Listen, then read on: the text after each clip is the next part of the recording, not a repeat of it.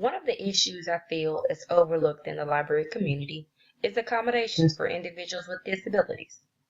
People with disabilities are a large and neglected minority who are underrepresented in our society. Therefore, it is our job as information professionals to formulate strategies which will ensure that library policies, resources, and services meet the needs of all people. According to the ALA, the term disability refers to a physical or a mental impairment that limits one or more of the major life activities. Major life activities can include functions such as walking, seeing, hearing, speaking, breathing, and working. Disabilities can fall under two categories: physical and cognitive.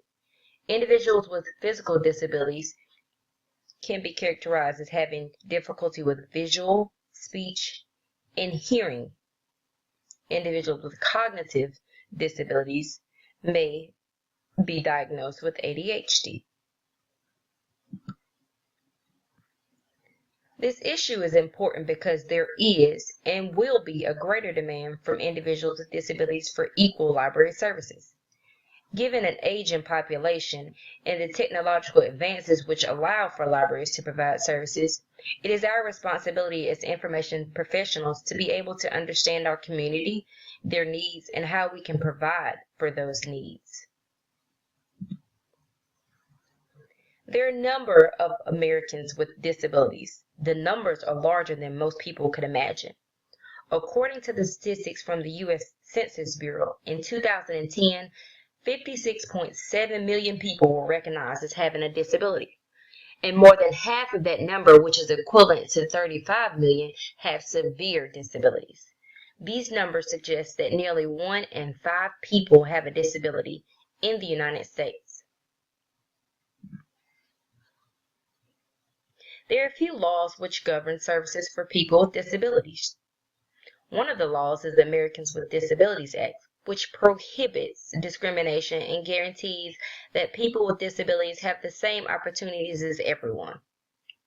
Section 504 of the Rehabilitation Act of 1973 requires that no person with a disability should be excluded from participation in any program or activity which is a public entity. And lastly, Section 508 requires federal agencies and certain federal funded services to make all communication and technology accessible to everyone. What action should be taken? A focus on better accessibility. Accessibility refers to the design of products, devices, services, or environments for people with disability. The concept of accessibility design ensures both direct and indirect access. Access of information should be as equally important as entry doors, ramps, and bathrooms. Therefore, people with disabilities should have access to parking, clear paths of travel to and throughout the facility, automatic doors, handrails, elevators, and access to tables and public service desks.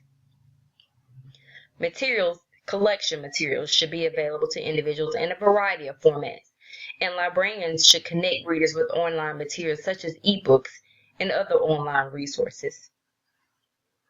Libraries should work with people with disabilities, agencies, organizations, and vendors to integrate assistive technology in their facilities in order to meet the needs of patrons with a range of disabilities. As a public agency and as public servants, we must strive to include people with disabilities as participants in planning, implementing, and evaluating library services, programs, and facilities. In addition, it is important that library staff be aware of all the services which address disabilities and know how to assist all users with library technology.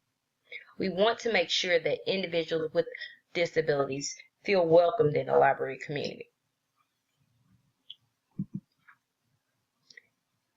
Here are a list of the citations which address individuals with disabilities, articles which are available online throughout the UNCG's database.